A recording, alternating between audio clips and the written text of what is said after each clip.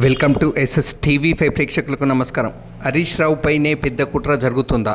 భారత రాష్ట్ర సమితి అంతర్గత రాజకీయాలను చూస్తున్న వారికి క్లియర్గా ఒకటే అర్థమవుతుంది. కేసీఆర్ ఫ్యామిలీ ఒక్కటే, కానీ ఆ ఫ్యామిలీలో హరీష్ రావు లేడు, సంతోష్ రావు లేడు. వారిద్దరినే ఎందుకు టార్గెట్ చేస్తున్నారు? సంతోష్ రావు నేరుగా పాలిటిక్స్లో లేడు, హరీష్ రావు ఉన్నారు.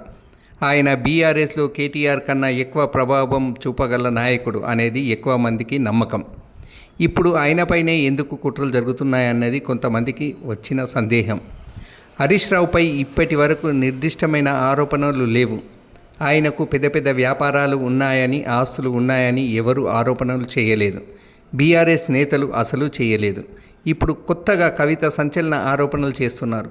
కవిత అవినీతి ఆరోపణలు చేయడమే కాదు, పార్టీని క్యాప్చర్ చేస్తారని కూడా చెప్పారు. అంటే హరీష్ రావుపై పూర్తి స్థాయిలో పార్టీ నాయకత్వంలో అనుమానాలు పెంచే ప్రయత్నాలు చేశారని అనుకోవచ్చు. హరీష్ రావును కేసీఆర్ ఒక్కోసారి దగ్గరకు తీసుకుంటున్నారు, ఒక్కోసారి దూరం పెడుతున్నారు. దానికి కారణంగా ఎక్కువ మంది కేటీఆర్ను ముందుకు తీసుకెళ్లమని అనుకుంటున్నారు. కానీ కవిత మాత్రం హరీష్ రావు అవినీతి కారణంగా నేనని అంటున్నారు. కారణం ఏదైనా హరీష్ రావు ఇప్పటి వరకు పార్టీకి కానీ కేటీఆర్కు కానీ వ్యతిరేకంగా ఎప్పుడూ ఒక మాట మాట్లాడలేదు.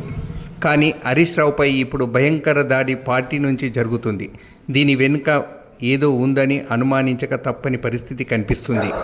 నిన్న మొన్నటి వరకు కేటీఆర్పై కవిత అసంతృప్తి వ్యక్తం చేశారు. పార్టీ నడపడం చేత కాదన్నారు. కానీ ఇవాళ రామన్న అభిమానం చూపారు. మాట్లాడి 103 రోజులు అయ్యిందని ఆవేదన వ్యక్తం చేశారు. ఇక్కడ మొత్తం చూస్తే హరీష్ రావు మాత్రమే టార్గెట్ అయ్యారని అర్థం చేసుకోవచ్చు.